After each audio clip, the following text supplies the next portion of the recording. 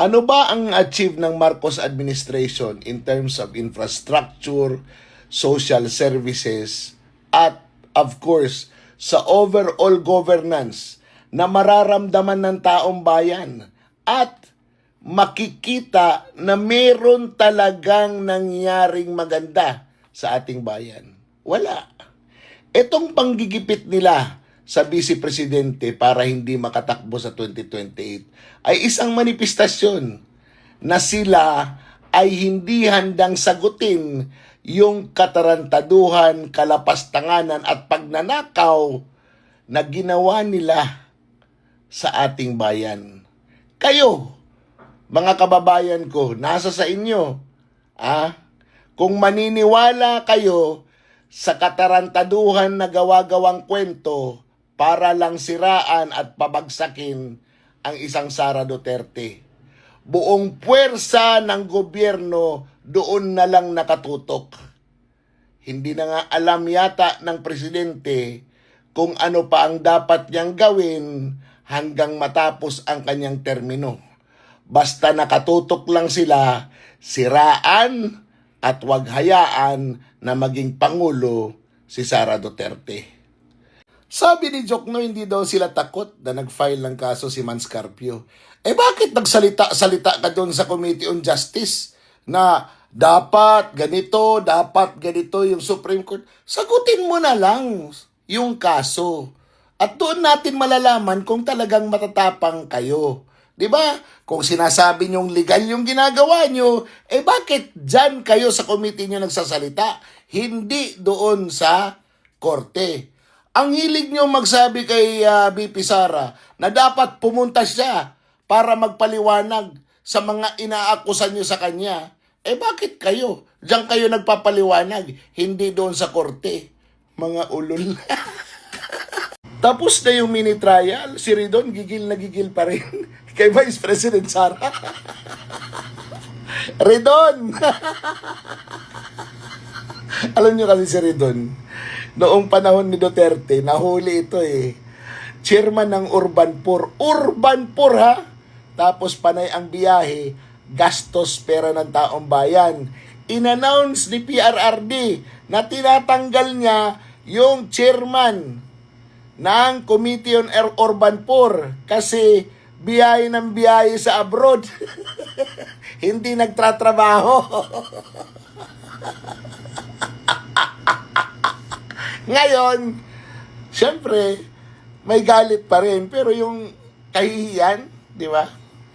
PRRD will not say such words kung hindi niya alam at hindi siya sigurado. And the fact na si PRRD ang nagtanggal sa'yo, talagang hindi maganda ang ugali mo bilang manggagawa sa gobyerno. Now, let's go back to the hearing. Ang gusto kasing mangyari ni Ridon, Luistro, Abante, sino pa bang Dilima, Percy, ano ba yun? Si Percy. Congressman Percy. At yung sino pa dyan na mga ayaw sa mga Duterte, ang gusto nila kasi mag-attend si Vice President sa hearing para in front of the cameras, insultuhin nila, tarantaduhin nila, pagsalitaan nila ng masama, at pag ginantihan sila at pag magsalita ang Vice Presidente ng sagot sa kanila na matatalim, magiging biktima na naman sila. Sasabihin na naman nila, the Vice President is speaking words that insults the dignity of this chamber. Ulul. The Vice President has already learned her lesson. Noong TRICOM, pinatawag ninyo yung kanyang mga tauhan, yung mga kasama niya sa Vice President's office. Tapos ang ginawa ninyo, kinulong nyo. You were after the Vice President. Bakit yung mga tao niya, yung kinulong ninyo? If the Vice President was guilty of something, if the Vice President was hiding something, if the Vice President is not being honest and truthful sa inyong palagay, dapat the Vice President should have been cited for contempt. Pero hindi eh. You went for the weakest link para magalit ang Vice Presidente. Why? Wala namang kinalaman yung mga taong yun sa galit ninyo eh. Galit kayo sa Vice Presidente. Hindi dapat dinadama yung mga tao niya. Kahit naman ako, ganun ang gagawin ko. Because the Vice President defends his own people and even the Filipino people as a whole from corruption, rampant corruption of this government. Oh, ngayon, kayo, gigil na gigil kayo. You want to confront her. You want to insult her, pero hindi kayo pinagbigyan. Kaya si Ridon, sa lahat ng mga broadcast nandoon, nagsasalita. Why? Because Ridon also will not have the opportunity to ask any question should there be a hearing in the Senate. Why? Because Ridon is not a lawyer. He is not an assigned prosecutor. Why? Because he is not a lawyer. Naglo-lawyer-lawyeran lang.